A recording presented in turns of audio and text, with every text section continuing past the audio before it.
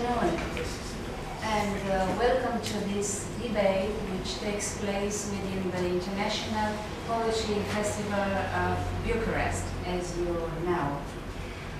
In fact, I took the opportunity of this debate because I know that some of the poets invited to this festival are also members of their pen in their countries. So it was a good chance for me and for the Romanian pen members to have an exchange of ideas and experience among us. And I chose as a theme for our debate the rhetorical question. Can writers still influence today's world? The role of PEN International in a globalized reality. Why do I choose this question? Because it reminds me of the famous verse of Hölderlin, why poets in terrible times? And because writers are always a little bit not sure of their role in this world. It is always a question of whether or not we have a role, we play an influence in this complex and complicated world. Why? Because writers tackle with words, and because words and texts are a delicate occupation. But at the same time, it is the force of the word that changes reality. And we know very well that words and ideas are at last stronger than arms and politicians. Nevertheless, it is hard to be a writer and a poet, especially in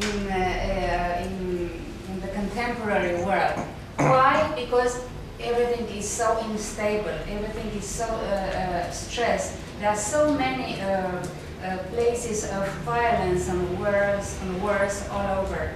And it is difficult to try to find your own position in this field and to balance between your profession as a writer and your engagement as a citizen in what happens around you. But we have to find a solution. And thinking of this theme, I had in mind two other poles which in a way contradicts the writer's condition. On one side, I think that nowadays writers are made in contradiction with the mass media. They are competitors with the journalists and with the activists and with bloggers and so on, who take care also of more or less the same problems as them. But contrary to the mass media and journalists and so on, writers are not so forceful in a first step or impression.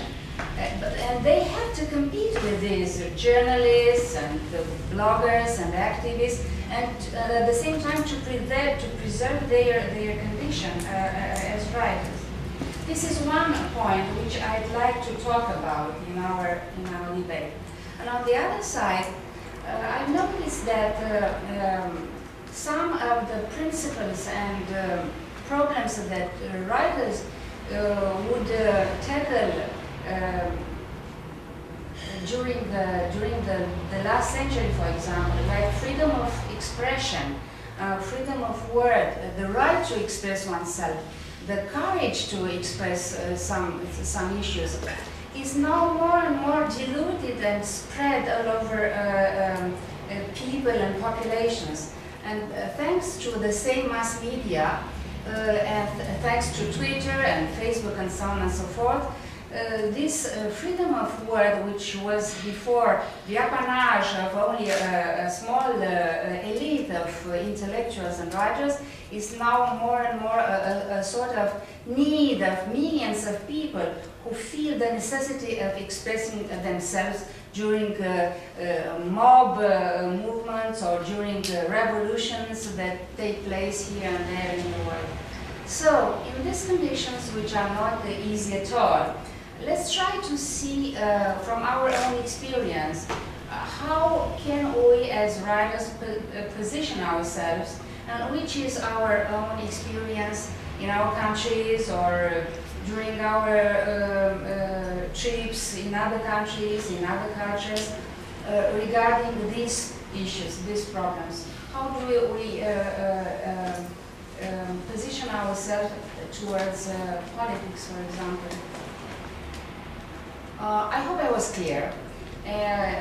We will talk only in English because our guests speak English. If there is any problem, please tell us and we will translate if necessary. And I invite all of you to talk. First our guests and then the rest of the audience. Who would like to be the first to intervene? Maybe young Lian? Well, because I sit next to you, so it's a really a trouble position. I think that's extremely important and interesting topic. Well, because the literature and writing is always based on our understanding of reality. And but the bigger question today is, what is our reality? And in this case, I think I would love to show you this book, this much concrete example of the title, A Massively Single Number. And this is an anthology of poetry prize winning works. And this title is the poem written by a migrant worker poet, Chinese migrant worker poet. And he worked in this famous factory, Foxconn, which is so far 14 workers continually jump off the building and commit suicide because of the very poor treatment. And so sadly, the 14th suicide worker was a wonderfully young poet, and he killed himself. Just the National Day last year, the 1st of October, he jumped the building. And but this is the case to show the question, what is our reality? Because in the Cold War context, we all separated the world.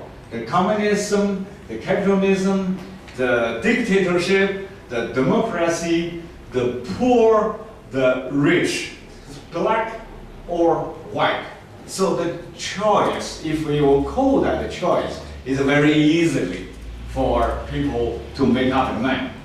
But for this factory, very factory, what about your reality when you are a slave work, but your boss is a Taiwanese, and you produce nothing but for iPhone, the global profit. So what is your reality? And your reality today is so much more complex. And this kind of workers, they are not only the bottom of Chinese society, they were the bottom of the globalization of profit or interest. So this kind of a very confused value system, challenging everyone's mind, you know, to find your own principles for life and also for thinking. And so this poet, when he simply sent his poem to our website for the poetry prize, he himself did not keep any hope. He will be read, he will be recognized, he will be something. But for our poets, who the juries or something, when we saw the real living experience and expressed in the extremely individual and high literary way of writing, and even though this guy gave his name Passionate Diamond, we don't know this passionate diamond is a man, is a woman, is an older one, is a young one, but we know within the writing there is a real life, and also it is a real literature. And after all, we give one of the most important poetry prize, the prize for the first collection, which means he never published book before, to him. And through him, we have actually built up this bridge to the writings of migrant workers. And now this migrant worker poets writing in China becoming a huge phenomenon, and a wonderful documentary made based on their works, and the title was Poems of Us. And with this, those poets who actually every day in the daytime work in the factory as slaves, but in the evening face to their very old computer and this invisible internet, and they find their way to communicate others. And this poet told me now within the 200 million or more migrant workers in China, there are 20 million people are writing. No matter how very high, but very real. And in this case, I mean, me, I'm not a migrant worker, but I experienced the Cultural Revolution. When I have been sent to the countryside, I told those workers, I have been forced to leave the home. I work in the countryside as you to earn a living, so I am a part of you. And also, I think if we think this general situation of this very selfish and very cynical world, who is not a migrant worker. And so this was in my introduction, and then this, let's say, a new meaning of so-called workers' poems has been established in China today, and also now exchanged with the international world quite a lot. This poet has been brought to Rotterdam, to Berlin, to written by New York Times, Frankfurt Allgemeine Zeitung. So now the voice from the single number and becoming a massively single number. And so in this case, I think the poetry, the word and the writing is helping people, just like all the time in the ancient, since the ancient time until now, helping people to find our own understanding of life. And the more difficult and the complex reality, the more challenge to the individual's mind. And actually, the better to help each one building up the people's mind, I think. Okay. Thank you, Lian, very much. It's perfect. I mean, what you said illustrates the second pole of what I try to propose as poles of discussion. And this reminds me that my colleague, Caius Dobrescu, who is Vice President of PEN Romania, wrote a book which is called Ode to the Free Enterprise, which received also a prize in Germany.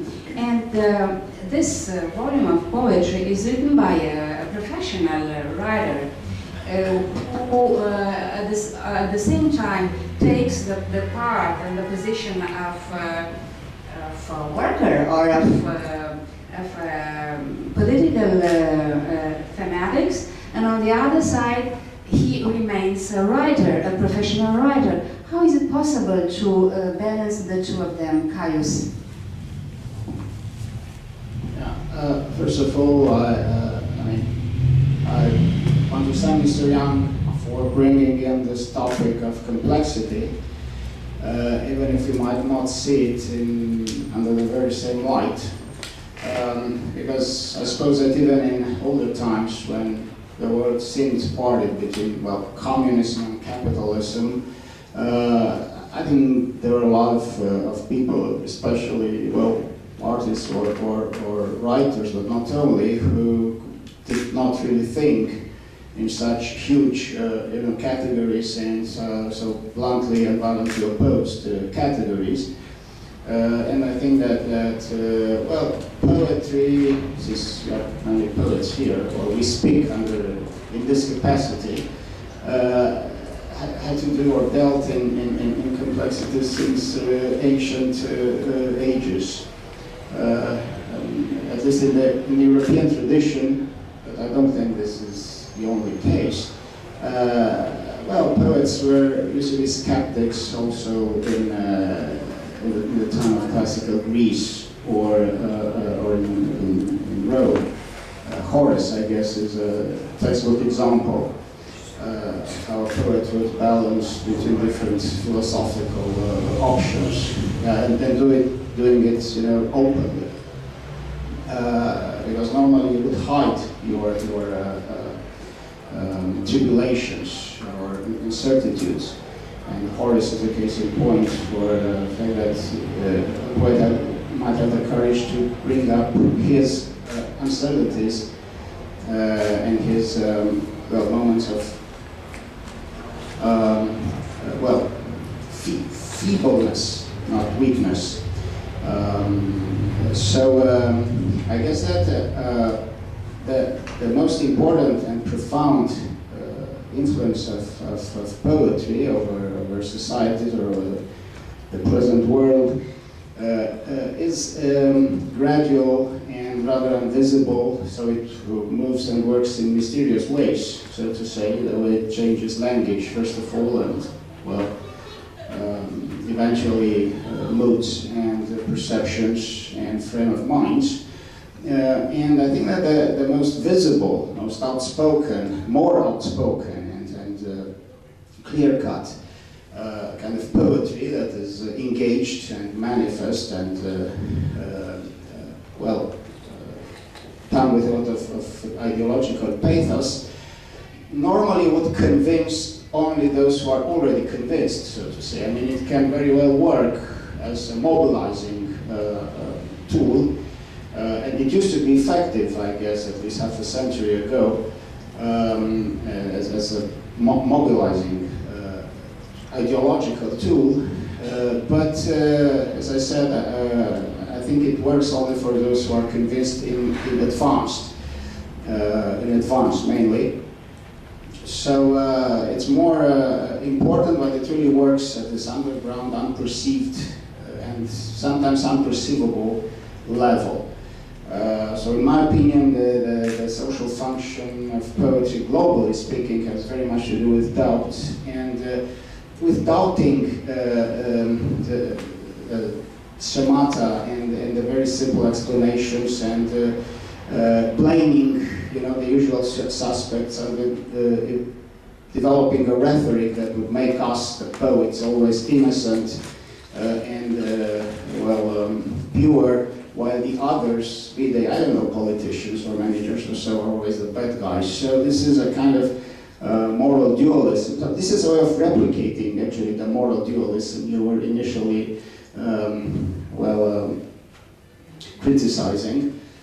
On the other hand, an argument for speaking about the real influence of the poets on society could be, in my opinion, the fact that if society has a very important, obvious impact, society and socializing, on writers, since I guess contemporary writers and poets are, networking all the time. I mean, in their work, socializing and making contacts and being present everywhere, and being socialites is a very, very important part of what they're doing.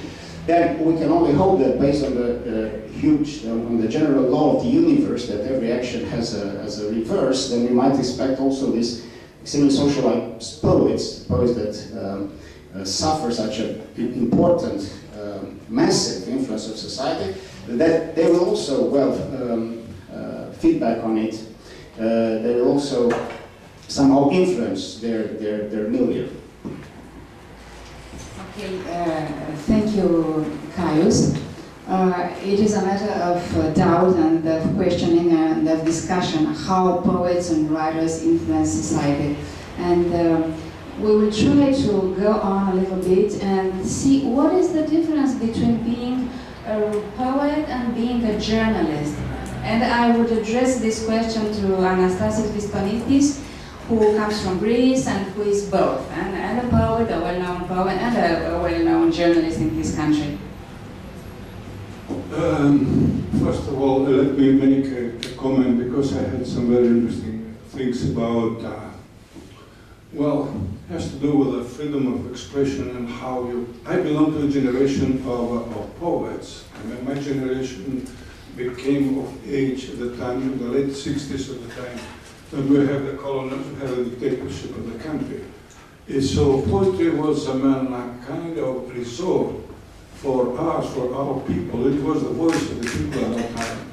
And I remember myself, in my first book, which was published in 1972, I was 20 years old at that time. So I wrote, the lost liberty and the word liberty, I put it with a capital L, which is E in Greece, Elfyn, okay? To the capital. That had a special meaning at that time. All right.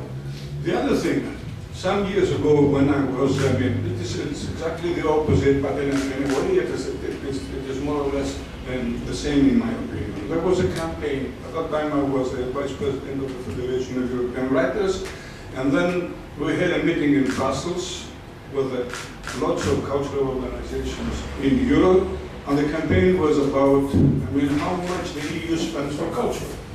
And the campaign was, just to go to €1 per citizen a year, because now, believe it or not, it's 0.03. That the EU spends 3 cents per citizen, okay, for culture. It's absurd. And if you read the text and so on, and you go through the jargon language, it's a special Euro English, they call the writers what? Content providers. Not writers, they're content providers, and the book industry. The book business and so on, they call it, cultural industries. That this special jargon signifies something about the situation, and so to speak, our democracies here and there. The other thing that Magda mentioned before, I'll tell you one thing, that I write for a leading newspaper in Greece, which is the bastion of culture. And I will tell you one thing, according to the statistics we do there, it is, most of our readers, they buy the newspaper, the Sunday edition actually, for the cultural supplements, for the book review, for the fine arts, for the cinema, and so on. Not for the political thing, because, this is something that everybody is talking about, and actually the internet is full of this kind of political, not news, I would say gossiping, and so on. So instead of having the people all these discussions in the cafes, they go and they write in their blogs. And in this sense, everybody thinks that I'm a little bit of a writer somehow, or a journalist, and so on. So it's like a soup. But on talking about the cultural matters, it is important, just to have a good text and someone who is able to do that. So that's not that has to do with the relationship between the writers and the media. And it is a long tradition, because around the birth of the media was in France and elsewhere. It was an initiative that was taken by writers, actually. It was the media explosion in France in the 19th century, which was the basis for the great novels of that time. So we have to think about it a little bit, and not to say, just in an elitistic way, and say, okay, I'm a writer, I'm a serious one. I write my text with a golden pen. This is nonsense in my opinion. In the media you have something that, okay, I mean, if you write a poem, you are in front of your text, I mean, in front of your computer or a piece of paper and say, yeah, so it is you and the things that you want to say. The other thing, I mean, the journalism, you have always the reader behind your back. I mean, he's sticking his nose in what you are doing. So the difficult part of it is just how to keep up. I mean, the good quality without forgetting that you address yourself to reality. That's it. And this is the case with what Lian mentioned before. Because the guy who was writing this, he was talking to other people as well, not to himself. You know, so this is important, and I'm saying this myself. Poetry is my life, but prose is my living. I mean, that puts bread and butter on the table. So it is important not to make compromises. This is one of the duties of a writer: not to make compromises, not to betray himself, but not to ignore the other people. That's what I would say.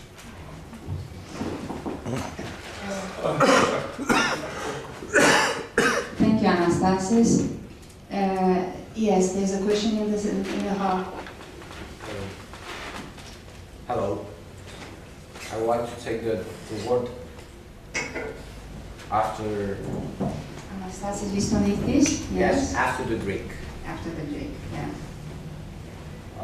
My name is Mihai Maradia. I'm a poet myself, I think. Sometimes I'm not a poet. There's some moments where I really am a poet. Poetry and politics has nothing to do one with the other. There is a friend of mine that lived a long time ago. His name is Pablo Neruda. He kind of mixed it, and I don't know, it was his fault. He thinks like that. If he stays on the love poems that he wrote, everything it will be okay. Thank you. This was a statement. This is and what's the question? The question is, for the Greek, what is the secret that the Greek poets won the Nobel Prize, I don't know, 3 times? 2 times. 3 times. Odysseus, Elises, Seferis, 3 times. Odysseus, Elises, Seferis, and Kazantzakis, which was not a poet. No, he didn't. 2 times. And why we did not? It is because of the social mixture of the people, the importance of the country, because in prose the things kind of emerge in the same way. I mean, there is a guy that I really love a lot. His name is Ismail Kadare. He's Albanian. Yeah. Yeah. Little people, small country. Well, Okay. if you want me to answer that, I'll tell you one thing, 2 things. First of all, some of the best poems of the 20th century in Greece were written during the time of the Nazi occupation in the country. It says a lot. And there was a famous saying by Jean-Paul Sartre. He used to say, we've never been so free as at the time of the occupation of France. Because of what? What was the explanation? Just to take an initiative to say a thing there It was very serious. It took personal risks and so on. And this is what happened in the former Eastern countries, the communist countries, and it's just people were taking risks and then saying, I'm going to say that no matter what. Yes, Just this is politics. It means, that means God. Yeah, this is politics. In my opinion. But it is important, but you cannot make a general rule out of it. Because, I mean, if you go to the ancient times and the Athens of Golden Age, you had that, at that time you had, the arts were heavily funded by the state. You did say that poetry is your life. You confess that. I said that because Magda, just said about two things about me, my personality as a poet and then my work as a journalist, but I am doing them in this job. In what sense? I write for the newspaper, having in mind that I'm not going to publish in the newspaper anything that cannot put in a book. It's very hard. It's like serving with one hand God and with the other hand the devil, That's how it is. Well, this is life now, in our societies. The other thing that I hope that we're going to talk about, it is how about the other people, in the world, that they suffer. They're in prison, they are executed, they are, being in such trouble of their lives. This is what I'm thinking about. The situation in our societies, we know how it is. Okay, let's come back to an issue that you raised. I think there's a prejudice, especially in the Romanian culture, against the engagement of the poet and of writers in general. And this comes from our communist period, in which there was a kind of political censorship. And this is why Romanian writers avoid engagement in politics, or they do not consider so well the writers or poets who were engaged, who had a political engagement of a nature or another. And Pablo Neruda is an example, or Ritsos, or other poets who were great poets in fact, but they were also very engaged persons, and they did a lot from this point of view. What is the situation in Israel, Amir, or from this point of view? Is this dichotomy between being a good poet and being an engaged person?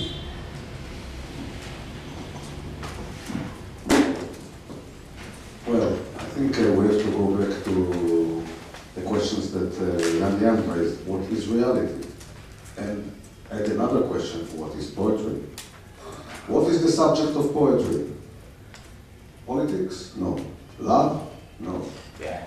No. The subject of poetry is life, in every aspect of it. In every aspect of it. Look at poetry, the history of poetry.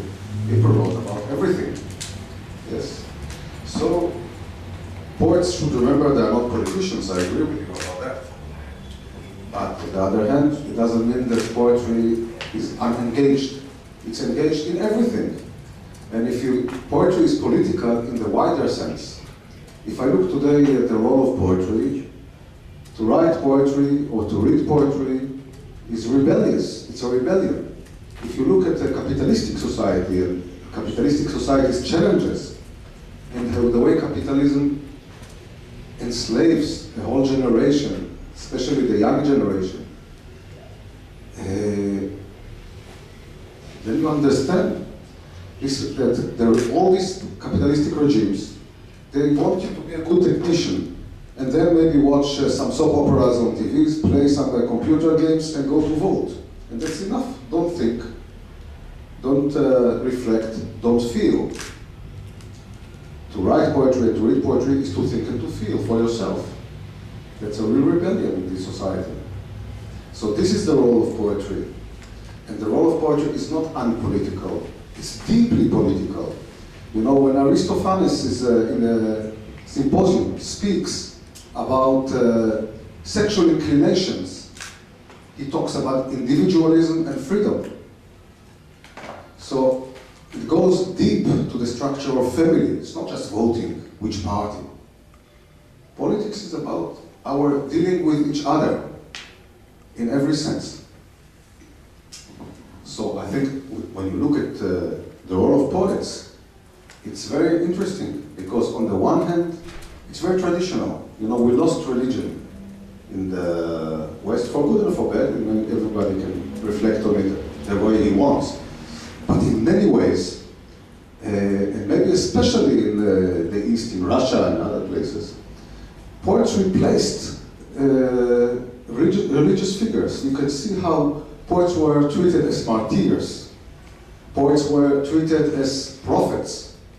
Poets were treated as the magician of the tribe sometimes. Yeah? And actually, if you ask a poet, modern poet, he said, no, I'm trying to make a living. But in a way, we did take these roles. And the responsibility of a poet in modern society, it goes deep. Of course, we are not politicians, so we should never forget it. But a poet can reflect on history in a way no politician can. And can see processes, you know, deep processes, underground processes, that no politician will see. And of course, the people around us will not look because they are more or less intoxicated by the system. So I think it's important to write poetry. And of course, some people will say it's not influencing in the way journalism is influential, television is influential.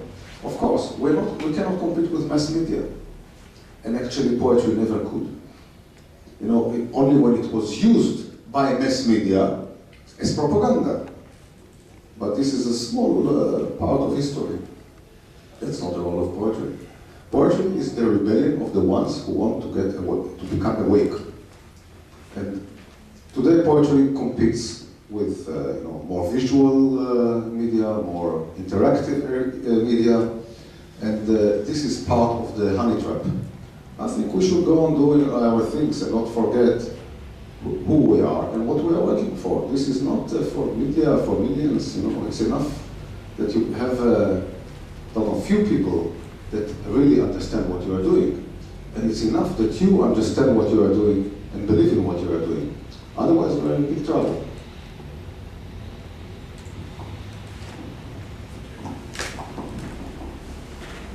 Thank you, Amir. You made a good point about what is the most profound role of poetry and poets to make us aware of the reality in which we are involved and to make us more awake, as you said. And this is a very important point. But I'll come back to this idea of mine that maybe there is a prejudice in the contemporary Romanian poetry regarding this engagement with reality. And I would invite a young member of our committee of PEN Romania, Răzvan Țupa, to tell us some words about this. Thank you, Magda. I'm not so young anymore, I'm 40. So, this is a good question that you addressed regarding the prejudice in Romanian poetry when it comes to social involvement. One of the things that I noticed that when I read like poets that are famous for their involvement, like Pasolini in Italian, and we are trying to translate in Romanian Pasolini, we realize that in Romanian it sounds completely wrong, because all the communist phrases, all the social approaches were just devices used by the communist propaganda during communism here. I am one of the, I think I'm the second generation that started publishing after the fall of communism. But we still kept, and this is the main approach of literature. If you want to be serious, you have to be, you have to ignore the actuality. And I love the fact that Amir spoke about poetry and the role of poetry and the meaning of poetry.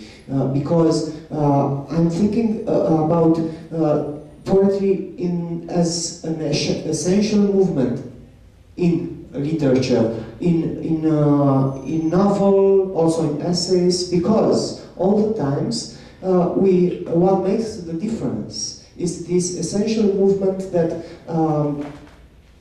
challenges the system. We can speak about a literary system in a certain moment. We can speak about a certain about certain abilities that are requested from a writer to be social, but in an entertaining way.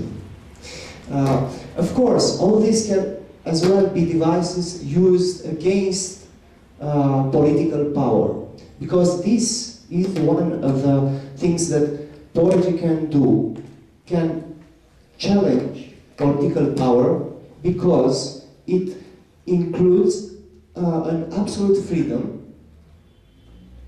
but also it can help to develop an absolute responsibility for everything that happens.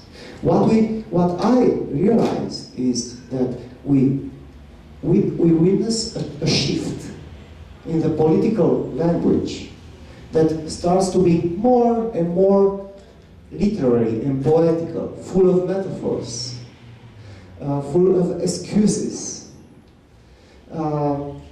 Exactly what contemporary poetry is starting not to do anymore. Because literature can allow itself to point towards the things that are not yet solved. Politicians are, by their job, asked to come with solutions. We can come with problems. Thank you. Add something. About Israel, because Just one very short comment on that.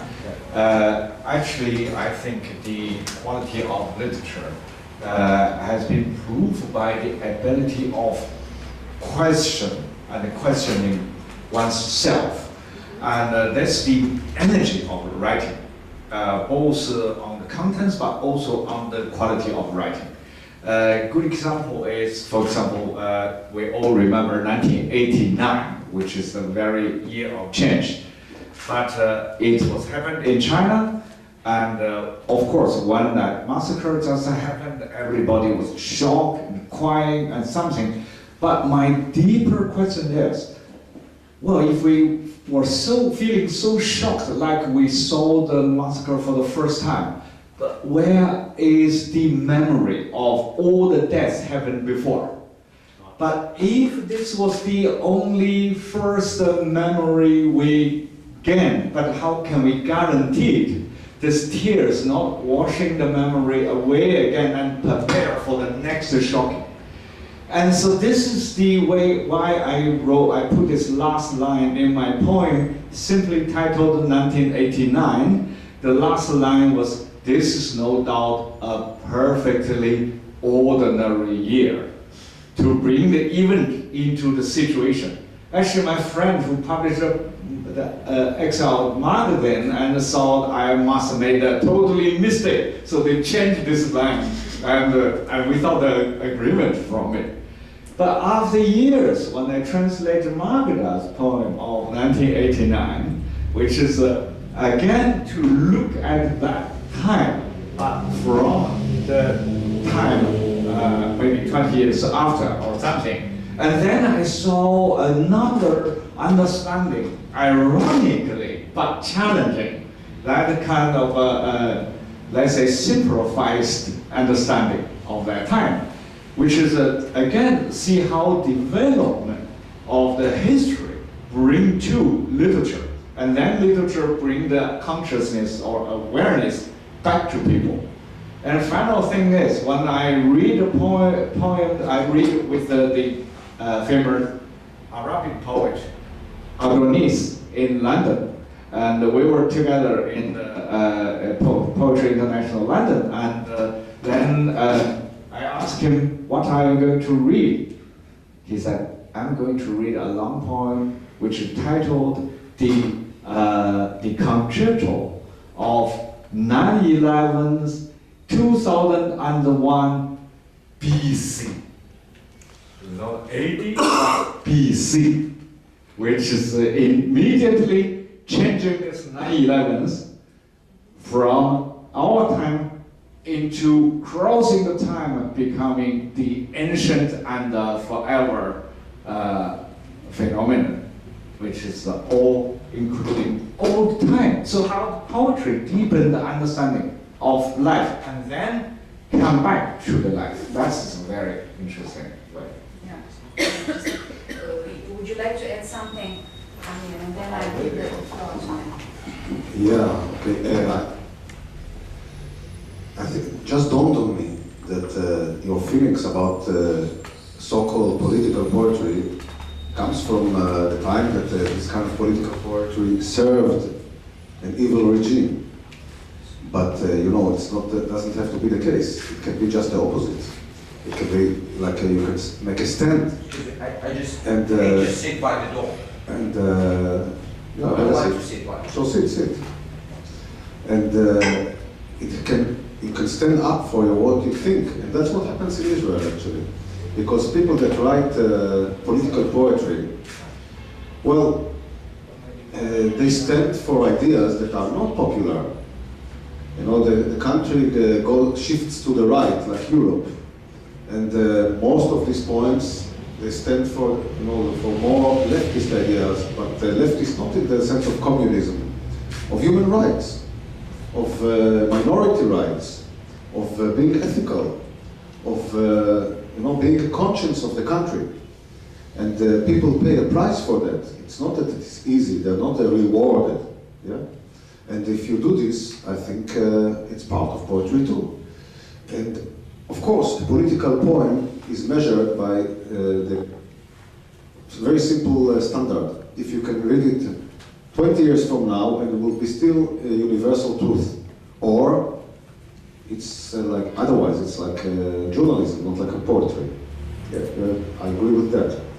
But to say that we cannot react to political life, why not? We can react in poetry to anything, and we do. You know, my last novel, not also poetry book, is about the life of King David, but actually it's about contemporary Israel. And it made everybody got angry. Because of course I don't talk nice, I'm not coming to pat Israel society on the head, or the politicians. That's not the poet's role, the way I understand it. The poet's role is to stand up and speak what nobody speaks. Okay. Thank you, Amir. And I would like to ask Menna Elfyn, what is the role of poetry in a country like Wales, which speaks a minority language within a bigger country like Great Britain, who used to be an empire? And what's the role of a poet like you in these conditions? Thank you. The worst thing about speaking last is that everybody has said things I want to react to. You do have an English accent excellently. Yeah. I speak perfect English, as you can hear, because we just tried to. I was given a thoroughly English education at a time when Welsh, my language, was at one time banned in school. During the 60s, many of us, hundreds of us, broke the law, non-violence campaigning. You had your civil rights movement in America. We had our language rights movement, which was on the basis of non-violent behavior, which meant that many of us went to prison. And in fact, I went to prison as a language activist, and I came out as a feminist, because I realized in prison that there were women there who had no language at all, neither English or any other language. So because of the campaigning, successful campaigning, we gained all equal rights. So in a way, Wales is a little microcosm of a success story in the fact that we now have bilingual road signs, we have a television channel, we have schools, bilingual schools overflowing with people wanting to give their children two languages. As you know, we live next to England, which very often don't value other languages, and don't get me started with the way that things are happening in England at the moment and in the UK. And when I go home, I will have a lot of campaigning to do to, whatever its fault, to remain in the European Union, because the opposite is just dreadful. But coming back to language, and Antonio Machado talked about a word in time, and it's about writing differently. It's about not only reflecting reality, but creating reality as well. And as a woman, I belong to three minorities in a way. I'm a woman at a time when I was starting to write. We are indeed the majority, but in Wales, when I started writing poetry, people thought that poets were male, and that they were the prophets, and they would tell me, why don't you write short stories? Women are good at domestic things like that. High art is what poetry was about. So I was a minority as a woman, as a poet, and also writing in the Welsh language, which I do out of a sense of commitment, out of a sense of necessity. It's also the language of my imagination, although English, I have a strange, I live a contradiction, because I'm professor of poetry at university, teaching writers to write in English, but I write in Welsh myself, although I can write plays and so forth in English. So, but I believe in that there are more minorities in the world than there are majorities, and it's important to speak up. That's another thing that my poetry hopefully is about, is speaking up. It's a poem I wrote after someone told me, speak up, wanting me to turn into English. And that's the reality of as well of so many people around the world, is that unless they speak quickly in English very often, or in other majority languages, they become voiceless. And so I think it's important for the poet to voice what is difficult. And that's what poetry is about, is seeing another way of looking at the world. Desmond Tutu said that we are only human through other human beings. And the same thing is true about poets. We are only poets because of other poets, and because of this wonderful wealth that we have inherited. And so it is a constant battle to be a writer and to say things. I too write a journalistic piece in the national newspaper every 2 weeks. And fortunately, I haven't been sacked yet, but I am able to speak on political issues. So in that respect, I write political stuff. When I write poetry, who knows what I will write, because Keats talked about negative capability, whereby you are always living in uncertainties, in doubts. And someone said that we write not to be understood, but to understand. And that too is part of the process of writing, which is so important. Thank you, Menna. I have to tell you that Menna is maybe the most important poet of Welsh language, and she gave a sort of new life to this language. And as you saw, there are many battles to fight for a poet in different social conditions. I'll address now a question to Simona Grația Dima, who used to be a secretary of the Romanian PEN for many years, So she knows a little bit more than us about the history of our organization in Romania. And what were the battles that this Romanian pen had to fight during the last 20 years or even before? Can you tell us something about the history of this pen? Well, I think many things could be unveiled, but I start primarily from definition, in my view, of poets, because so many definitions were given here, definitions which in fact enlightened us, and for me it was something wonderful, a wonderful experience, a kind of a balm flowering in my soul, because we are all writers, and perhaps all in our privacy hours feel lonely sometimes, because we experience a kind of a contradiction, as we witnessed here, a kind of a contradiction between what we are doing and society, politics, everything which contradicts us, because there is a clear contradiction between this art of a poet, which is strongly acting inside the soul, and what is external, and which this conflict between internal and external is consuming, is often consuming our forces, our enthusiasm. Because externalized, we see many wicked facts and we try to oppose them. As our guest said about the poet who taken suicide, who had taken suicide. Yes, because sometimes we are in despair. And so I try to imagine sometimes, and rather often in fact, that the poet is a kind of tree,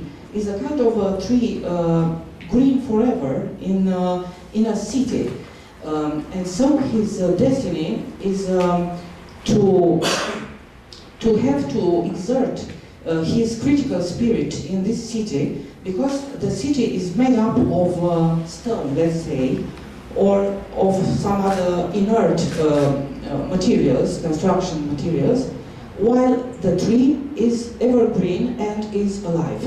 So this tree, which is the tree of the poet and of his poetry, has this mission, we can say, of rendering his freshness to this world of the city, which gradually tries to become stony and inert. So the poet, the tree, tries to infuse his life, his freshness, his green color to this stone inert city. It's a metaphor, but I think it works because we are surrounded by cliches, by various inertia frames of mind, which almost bring death to our mind and our soul. And so politicians often forget about their mission. They often turn against the people. That happens everywhere in the world. And so art has this mission of bringing back to the human realm this society which forgets about its human traits. And so we bring to life this freshness of the soul, which in fact belongs to everybody, and even to the politicians inside. So inside their souls, they may find their primordial, let's say primeval freshness. We have to remind them about this. And everyone here said this. Our Greek guest and our Welsh guest and Amir Or, and everybody, I think, stressed in a wonderful way upon this. And so, if I couldn't make anyway, just a historical resume of the Romanian pen. But what I clearly can say is about this clear, artistic mission our pen assumed, because this Romanian pen, by means of all its remarkable representatives, I think that had the merit to preserve this high standard quality of the artistic act. And so the Romanian pen was ever conscious of the importance of culture in our society. That was very important. And Ana Blandiana was the first president after 1990, for instance, made her voice heard in various instances, drawing attention upon the importance of culture. She is much revered by the Serbian pen, for instance, because she involved there her experience in dealing with this confrontation with socialist dead reminiscences. So afterwards, after 1990, our members had constant participation in international events, and so they heard, they made their voices be heard there, and they were very important writers. So very active consciousness, and nowadays, for instance, since Magda Cârneci is president, she has been very active and in fact had an influence upon the whole organization in order to focus our attention upon realities concerning, for instance, the perils menacing certain cultural institutions. For instance, just the National Museum of Romanian Literature, the organizer of this event, for instance, of this festival, International Festival of Poetry in Bucharest, because it has a siege, a kind of a very prestigious place where the offices were, and which also held a permanent exhibition, which was very important. And all of a sudden, the building was given back to an old owner who pretended to be, owner.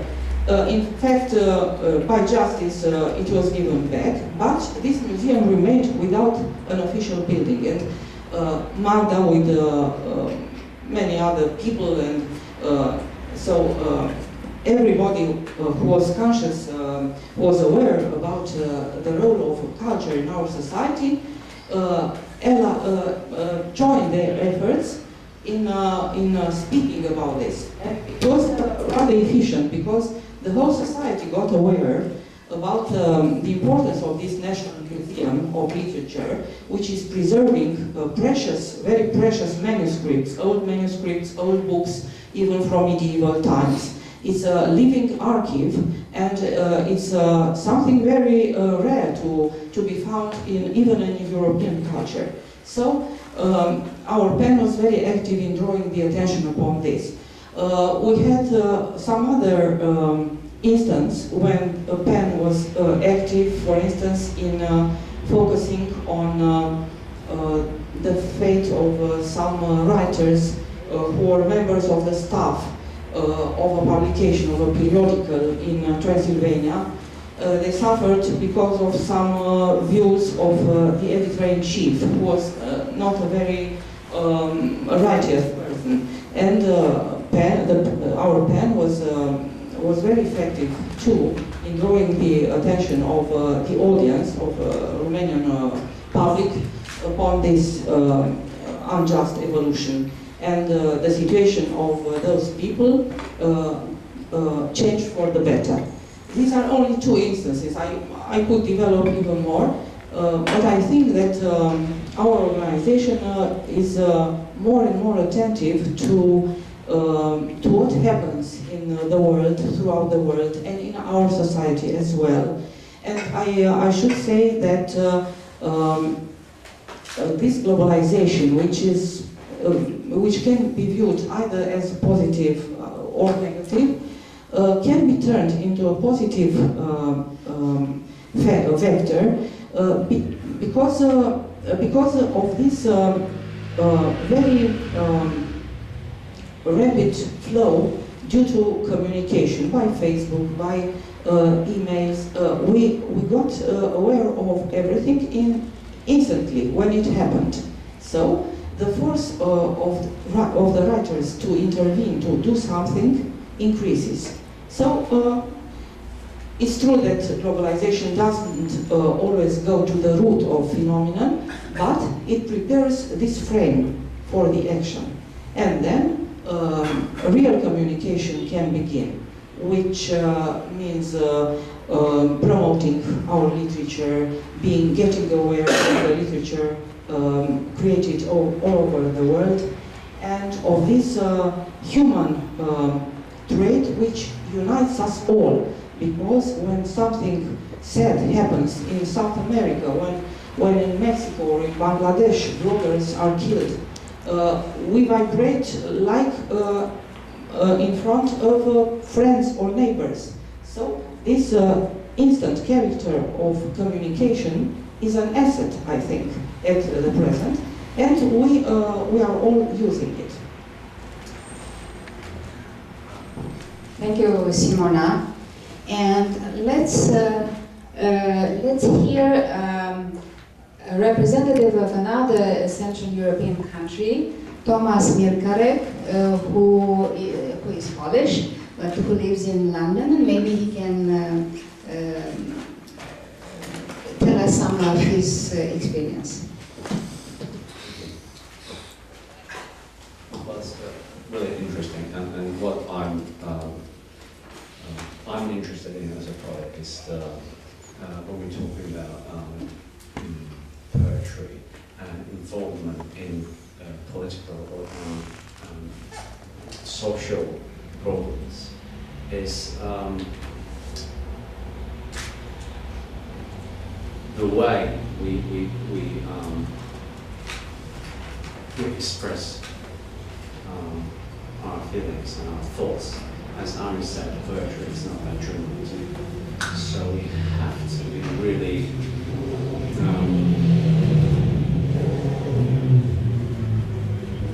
cautious not to make a poem a statement or an article. It has to both express our, well, if we of course decide to write this kind of poetry, way between being a journalist and being someone who is overexcited. This is how I see this. It's very difficult, in fact. It's a difficult task to face these two, in my opinion, very different things. So this is my main concern as a poet, and it's very interesting what Lian said about this very sad situation that people facing very harsh living conditions and working conditions. This is really upsetting, and then they coming back to their houses when they try to escape or maybe find hope in writing. But as we see, it's not always. It doesn't. Sometimes it doesn't work. Simply, it's not enough. And of course, what I've noticed from talking to my friends in Poland about this kind of poetry involving everyday social and political life is especially with young players, is more and more popular. And they reflect on what's going on now, because of course,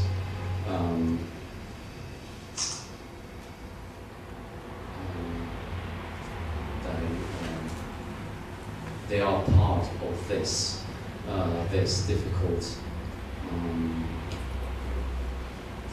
well, difficult, maybe not difficult, but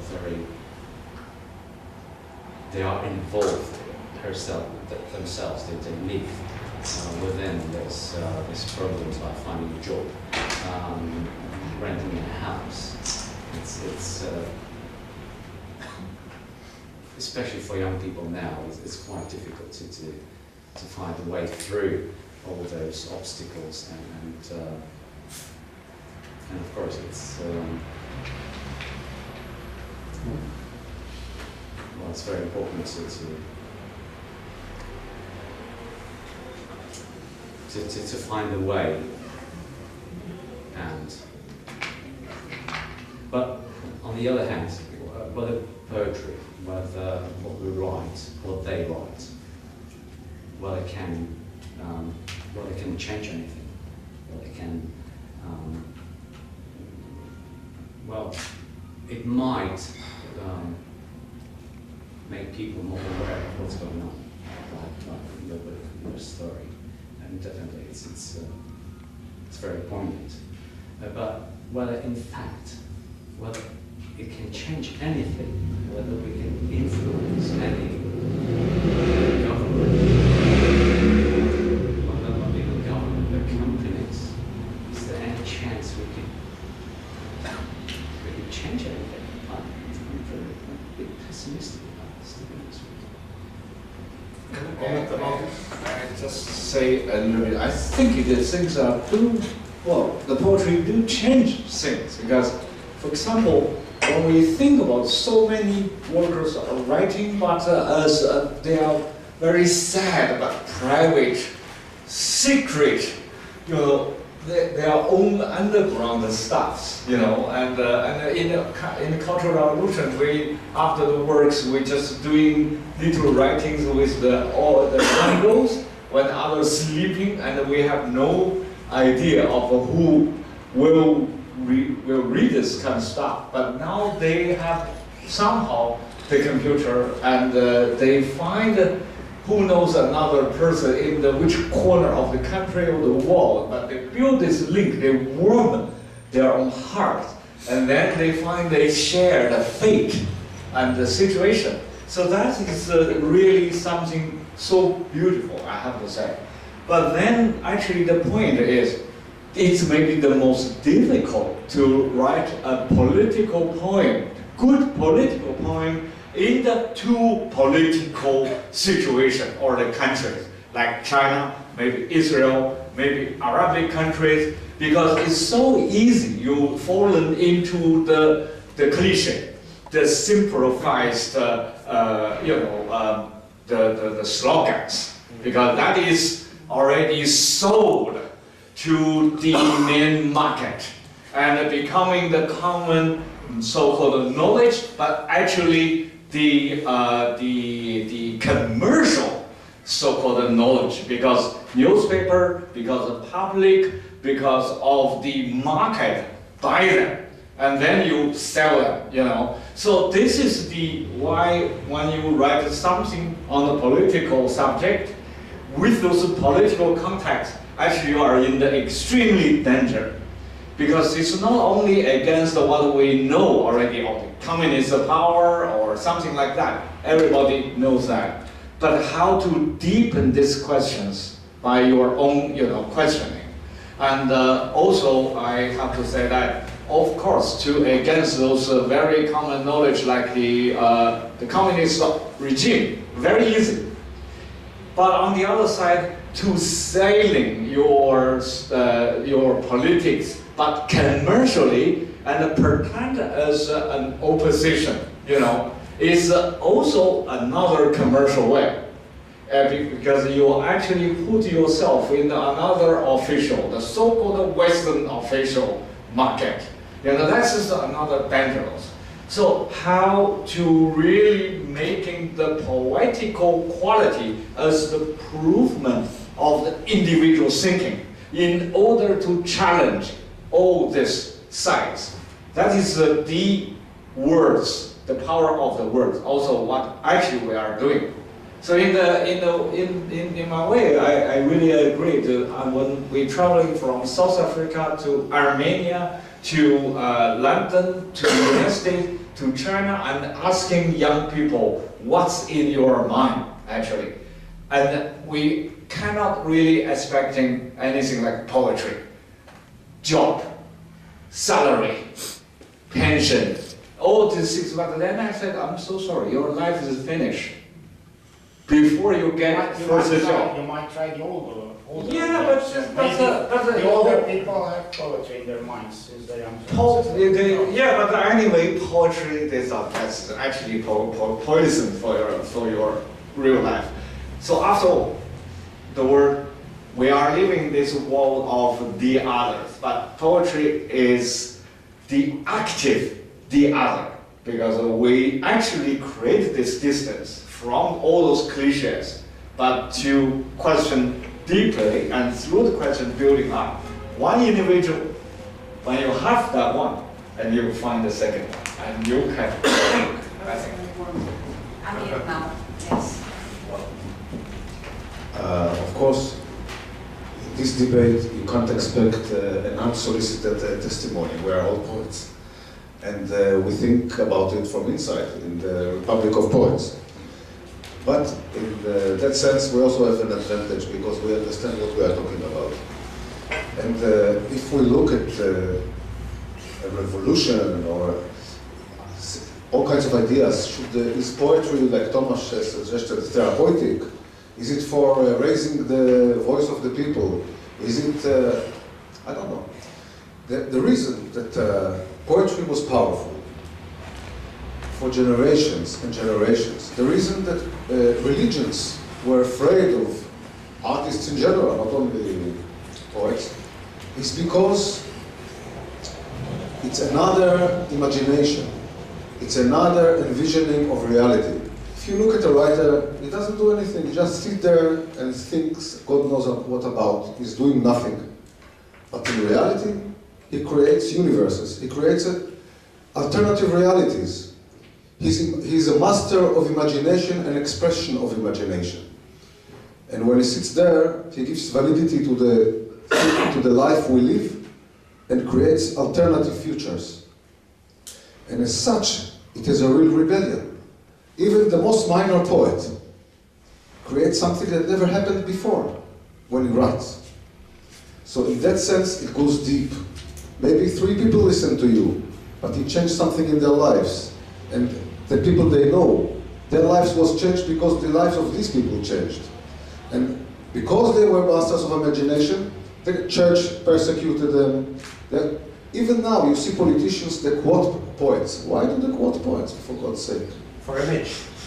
For revenge. For fear. For fear. Because they know that the poet's voice is the voice of the alternative reality. Is the voice of the memory of a human being that he's human. Before he was enslaved, because he became a robot. That's what the process of politicians that want to make to us. And Menna mentioned it, that poetry is about creating reality, not just reflecting about reality. And that's the role of the poet. The role of the poet is... If I can also add to that, in that we deal with the particular. You know, politics very often is about the general, but we hope somehow, through our own writing, to give other people a sense of emotional growth that perhaps religion has failed, and that too is something that we forget. It's also about affirmations. It's about affirming life, believing in life, as opposed to negativity. I always used to tell my students, you can't be negative if you're a writer. You can write about negative things, yes, but you must have a sense of belief in in something, in some value system, in that sense. Just mind you, the very fact that we sit here and we talk as individuals, as individualists, it's thanks to a Greek poet, Sappho of Lesbos. Yeah. Let me say something. I will just give you, but let me introduce. In her famous poem, some say the most beautiful thing on earth, on the black earth, is a fleet of ships. Some say it's cavalry, some say it's infantry. But I say it's somebody who somebody loves. She says beauty, is not objective. It's not harmony. It's individualistic. It's subjective. It's for us to choose. And the idea of lyric poetry that we all write, the idea of the very idea of individualism is born there. That's just poet, just one poem. A revolution that we live up to now. There is a Greek poet I really love the most. His name is Elidis, Georgios Elidis. Odysseus Elidis, but let me say a few things. Okay. So now. Let me say a few things. First of all, we're talking about politics, or political, and so on. And I will tell you how it sounds to a Greek ear. Because what is political, it comes from the word polis. Polis is the city. So we all live in cities. So everything is political in our lives in both cities. In fact, when we talk about the political thing, either as a cliché, or I would say as a propaganda, which in real terms is a kind of versified journalism, which is not poetry at all. Okay? This is the things that we have to make, to make a difference, and this is very important, in my opinion. And then we're talking about, not just poetry, I would say literature in general. And there was a great example of a great writer, Robert Graves, who wrote a fantastic book. I think it has been published in Romania, The White Goddess. Well, this is a book that for any young poet or anyone who wants to become a poet, I say you should read that. And some people, if they read that book, they will broken their pencils for what they are doing or what they have in their minds. That poetry is. So, there's no definition about poetry. What poetry is, that comes from pio, means I make. So the poet is the maker. This is what. So it takes us to the past and so on. But Robert Graves used to say one thing.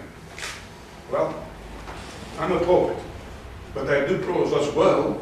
But what prose is for me, it's my way to sharpen my pencils, which I find it fantastic. Brilliant. And then, well, I don't want to monopolize. Just you open the subject to an extent, it goes up to the sky. So That's what it's like. Yeah. What the other people I want to add just one more nuance that I think missed in our discussion is the fact that we shouldn't forget that all the cliches started as powerful and subversive ideas in the origin. Even the idea of ego, of romantic ego, opposing the idea of imperial general power. Now they became cliches, of course. Maybe it's one of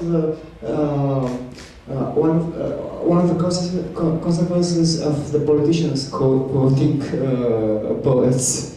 I remember one quote from Miles Davis saying that now the white people started playing blues. I think we will leave them play blues. I'd like to know what a young poet coming from a republic like a country like the Republic of Moldova can think about PEN International if she has an experience of this or not. What's your experience as a poet now living in Bucharest?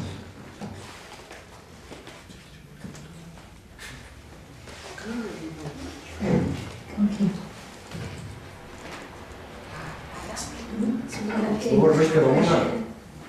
Okay, I will talk about this political involvement because for me and my poetry it's very important. Poetry, it's very strong political involvement, and I say political and not social involvement, because social involvement is somehow tamed political involvement. I will make a difference between political and activities of a poet and his or her poetry, because his or her poetry it's not a reflection or base for his or her political views. Of course, his political views can have a strong influence on the way of writing or talking about poetry, but poetry is a way of resistance, I think. A resistance to any interpretation and any ideology, because in fact poetry is not a discourse, but it's a collection of discourses, and in this way it's an image of our community and our society. And if we ask what is reality today, and how this reality could be captured in poetry anymore, I think, yes, it's about a complex reality, and this complex reality has been complex from ancient time up to now, but there is a difference, because today we talk about a fluid reality, not a static reality. And how can we represent this fluid reality in our poetry? And I think that we have to debate more about an important concept like mimesis today. What can we understand if we talk about mimesis? Can we say it's about representation anymore? I don't think so. And if our world can be represented anymore, I think this is a very important political idea. Yes, political issues. Yes, and this is what poetry can make, I think. Still, I remain on my belief. Politics and poetry has nothing to do one with the other. Nobody can argue with belief. Right, so Still, I remain it's on good my to know. belief. Yeah, it's good to know what your belief is. Yes, we talk too much about reality, but there was a great movement in the 20th century called surrealism. Yes. Actually, I keep that in mind, and then it reminds me of something that great Nabokov said.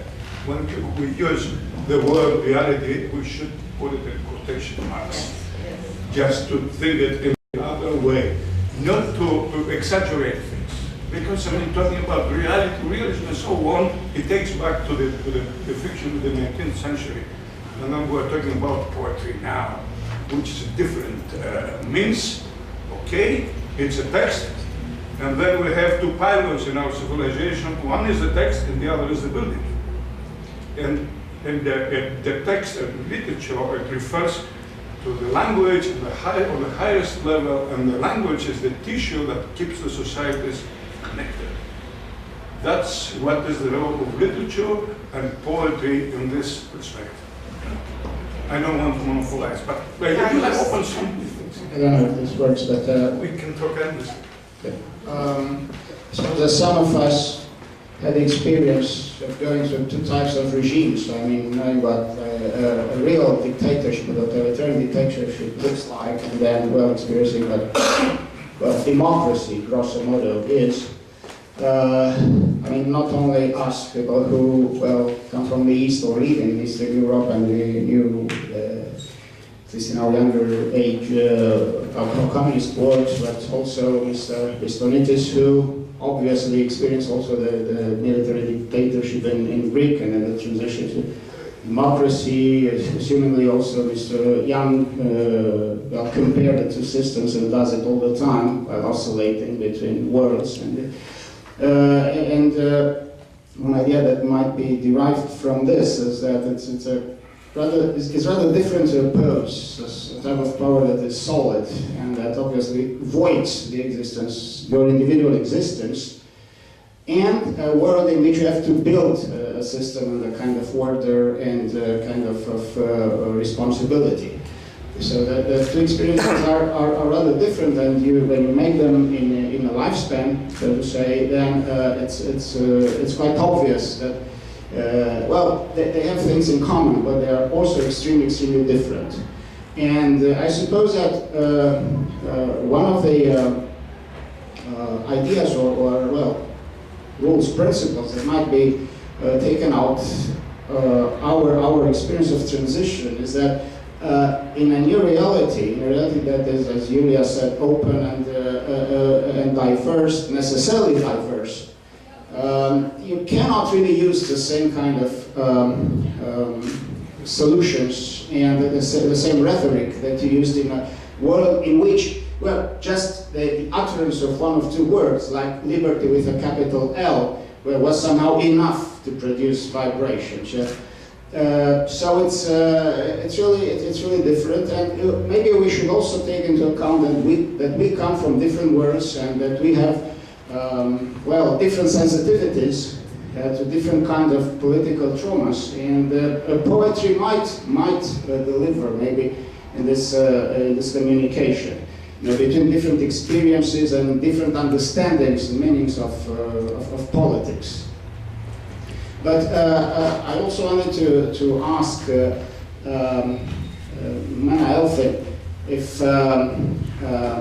the fact that, I mean, being bilingual, so having English almost as a native language, does she derive a certain satisfaction from the fact that she hears us, well, let's say, transforming, altering, or even torturing Her Majesty's English in so many ways? I mean, is there some sense of relief that English really gets it on a global scale now, and that it's somehow tortured and distorted and dismantled and dismembered in so many ways?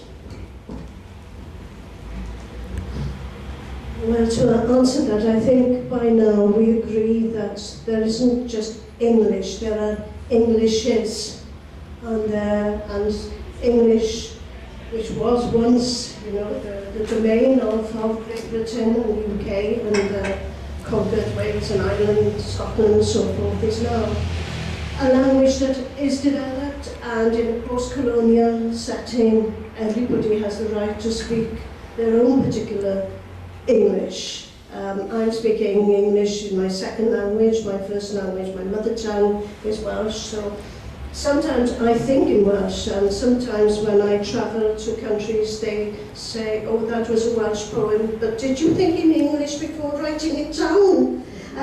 So it's very difficult for people to understand that English is a second language to me as much as it is to you.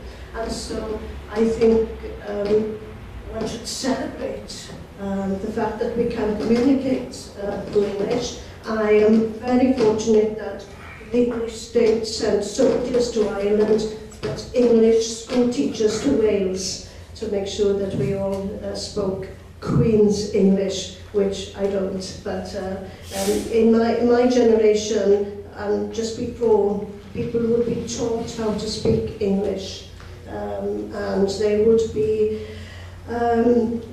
punished for speaking in a Welsh way, as I think I still have a bit of Welshness behind my English. But yes, celebrate what you can. And I wish I could speak French, but in school I had to choose between Welsh or French as a subject because they were both foreign languages to the English system. And so of course I chose my own mother tongue as my foreign language, which is why I missed out on French.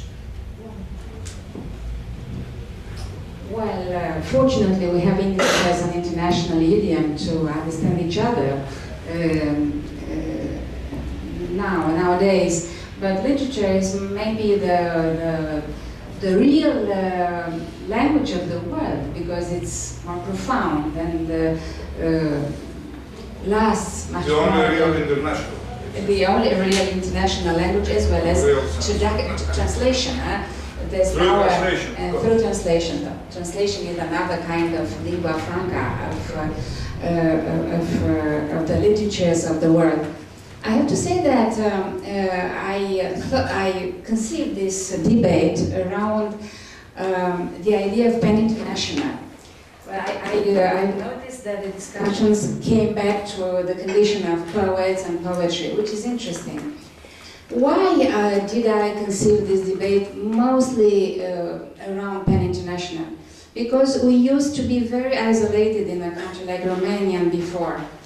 During the communist regime, we were so isolated from the rest of the world. And even during the 90s, during the transition period and the so-called post-communist period, it was still difficult to have connections with the rest of the world. This became more and more normal now.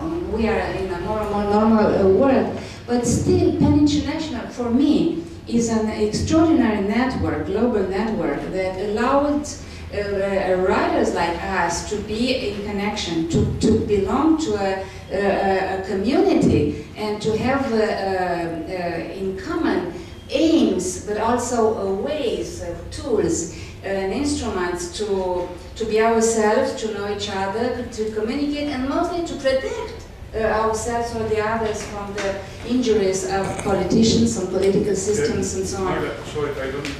Yeah. This is a very interesting thing that you said. I mean, can I give you a very significant and concrete example about the importance of the international PEN, of what happened 2 years ago to a friend of mine? Can I tell you the story in brief? Huh? Well, 2 years ago I was invited for a poets meeting from Europe. It was an initiative taken by the Italian Cultural Institute in Tripoli. So we went there, we crossed the desert and so on. I'm not going to go further on with the details about it, but the poet who organized that, which was Ashur Mohammed Edwebi, very good poet, one of the best in the Arab world, and so on. Then we went back, and 1 month later, I got an email by him. And he said, Anastassis, my house, which was in the outskirts of Tripoli, was hit by the Islamists. They destroyed it completely. And me and my family, and he has a big family, has 3 daughters and 2 sons, Muslim, and became refugees in our own country. And they were going from one place to the other, hiding themselves. So I was alarmed, and I said, his life is in danger. So I started, sending emails here and there, etc. So the former vice president of the International PEN, Eugene Shogun, he took the initiative, plus some other friends in the United States. They were trying to find, a place for him to the United States. It was not possible. But there is a network called Asylum in many places. So we succeeded in getting him out of the country. So he went to Tunisia, and from Tunisia he went to Europe. And now he lives in Trondheim, in Norway, in a nice house. And the Norwegians have money, and they protect writers in the real way, but he's very unhappy. And the role of the International PEN was very, very important. Different centers in Europe, they send letters, they send to their governments, and so on. And this is something which is very important. One of the main priorities for me, for the International PEN. Otherwise, the other thing is just, give it to the Writers Association. Just the PEN is something beyond that. And it should be the real political forum in the real sense on the international level for writers. Poets, that's poets, essays, and novels. That's the PEN. Okay. Yes. And this, I'm glad that you told us this story. We have lots of stories of this kind. Many writers from different countries have been saved by PEN International and ICORN, which is an international network offering shelter to writers in difficulty. And I would like also to mention that this international dimension of PEN International is also precious for the young generation of writers. Here in Romania, I've noticed that they are attracted in PEN International, in the Romanian PEN, by this dimension, by this opening to the rest of the world, because we have here a professional association of writers and other kinds of forms of organization. But this opening to the network of the world is very tempting for them, because they are open already to the wholeness of the world, so to say. So it's important to underline this aspect. And if you have stories or to tell us something out of your own experience, please do it now. There are two sentences to link with your talk. Sentence one: the biggest language in the world today is translation. And the sentence two: poetry is our unique mother tongue. And not only international, but mother tongue, which means in a deeper level. The stories, you all know the Eastern Uyghur people, Eastern Turkestan, which is the Uyghur people. We know Caius, our friend, the Uyghur writer, the pen in exile. And anyway, so for the political debating, there was always the Uyghur people and Han Chinese people have been put opposite, One is fighting for like a minority, but the other is a rather colonial power, to all of Tibet or Eastern Turkestan. But actually there was a so-called the best Uyghur poet, had been recommended by Kaiser to me, and then I said, why don't we stop this hollow talk of the slogans, but sit down and translating each other. So I translate one of his poems, and the title was "The Nights Endlessly Flow Through the Sheikh Lashad's Mouth." You know the Sheikh Lashad in the 1001. There's a book. There was a lady the girl who telling the story to the king, otherwise will be killed. So the nights endlessly flow through Sheikh Lashad's mouth, which is this poem has no anything I thought before national or religious, emotion, which is based on his painful experience like that. No, but only the questioning to Islamic cultural tradition, questioning to the religious level, but bring the energy back to the humanity level. And this poem is so beautiful.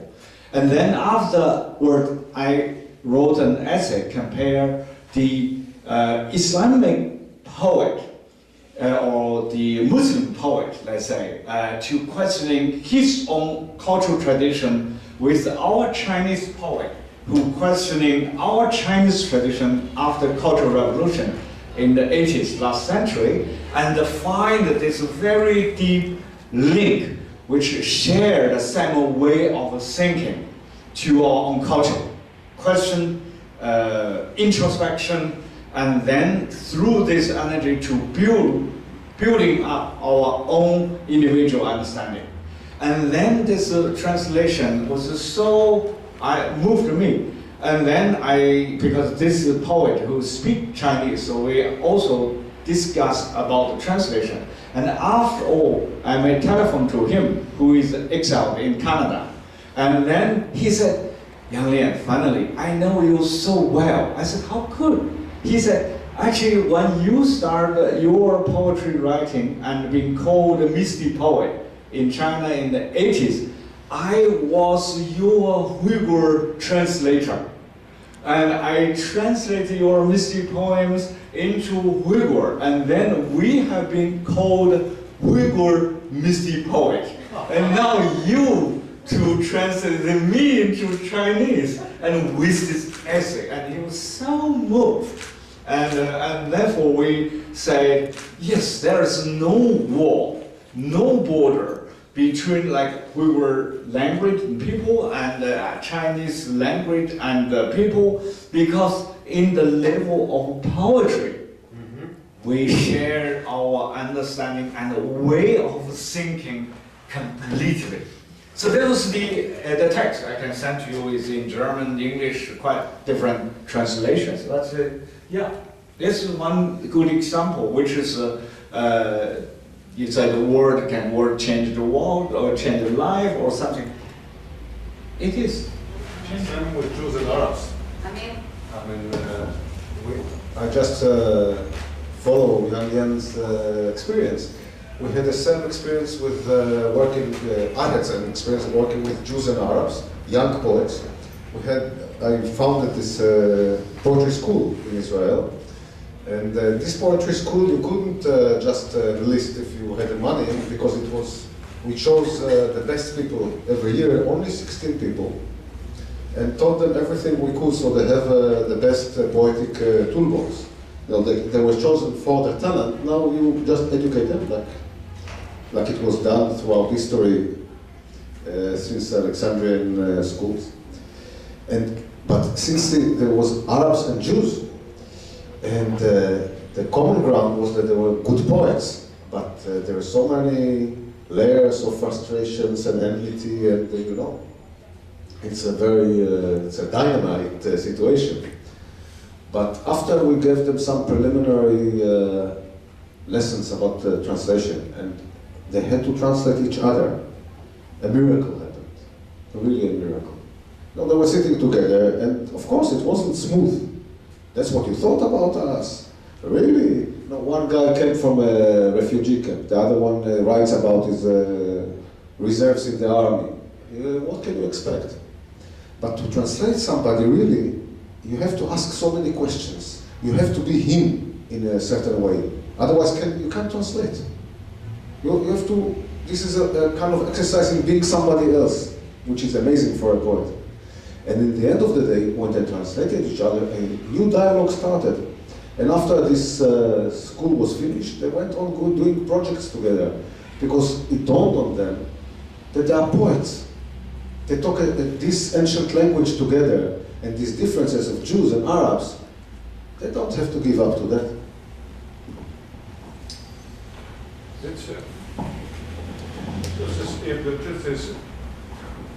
It is interesting because, when I was in Hong Kong to the writers program at that time, so I went to I was invited to the class of poetry. And it was really amazing. Because the professor there never heard the name of Baudelaire, or Cavafy, or anybody else, but he knew she knew almost everybody from the Anglo-Saxon world, so she didn't have any clue about the rest of the world of poetry, not to mention the small countries, like us here, Greece, everywhere else. And I was really shocked. But I asked a question to one of the students. What is poetry for you? I'm not going to give you a definition, but what do you think that poetry is? And it was an answer which was given by a girl there. She said, I don't know what it is, but when I'm trying to write poetry, I'm trying to do that in a beautiful way. That's it. That was, the best answer I ever had about it. The other thing, just if you go to the sociologist and so on and blah, blah, and you have all this claptrap, and then going on and on and on, which is a discussion that comes out from the period when philosophy actually toppled poetry in Greece, and then what Graves said, that the Greeks went the wrong way at that period, from the times of Plato and so on. Okay, it's an exaggeration, but that was the best answer I ever had. I don't know what it is, but when I try to write poetry, I'm trying to do that in a beautiful way. That's it. Okay, I think we are now closing the discussion because it's a little bit late. We have another program at 5 p.m. And, if I may conclude or synthesize our discussion, I would say that to be a poet is, in Shakespeare's words, to be truthful to oneself and to be truthful to humanity in general, and try to express it in the most authentic way possible. Thank you very much to your interventions and to the rest of the hall, to the rest of the audience equally.